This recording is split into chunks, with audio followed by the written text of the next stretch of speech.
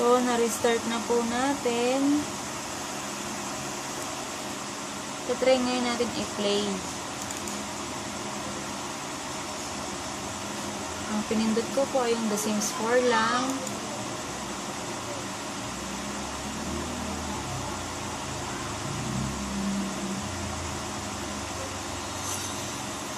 Yan. Nag-play siya. Hindi ko pinindot, hindi na ako nag-login. Pero kung The Sims 4 lang ang meron kayo na deluxe, kailangan nyo pang mag-login sa origin.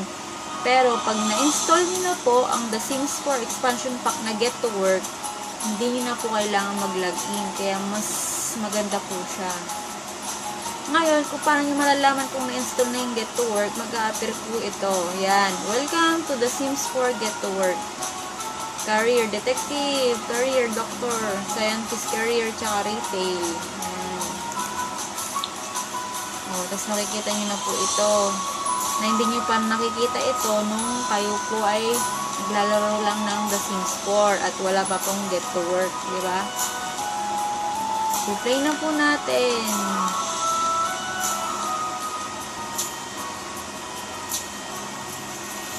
So, yan. Ito yung ginawa ko dati kanina na character ko. Pero ayoko na yan.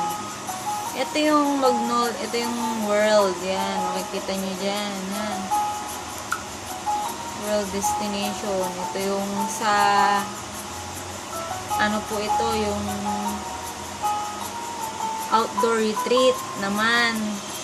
Kung gusto nyo magbakasyon. Kaya sabi ko kapag bumili ko yun ng The Sims, oh my god, mali. The Sims 4 Get to Work, ay kasama na rin po yung outdoor retreat dito. Parang free na po. Ito po yung world ko na nilalaro ko. Pwede kayong pumunta dito sa world na ito. I-click nila ang ito yung mga map niya. Pag ayaw nyo, ito yung retail store. Yan. Retail store na Get to Work kung gusto nyo mag-purchase. Tapos, ito yung world ko. Yan. Ito po ngayon yung aking character.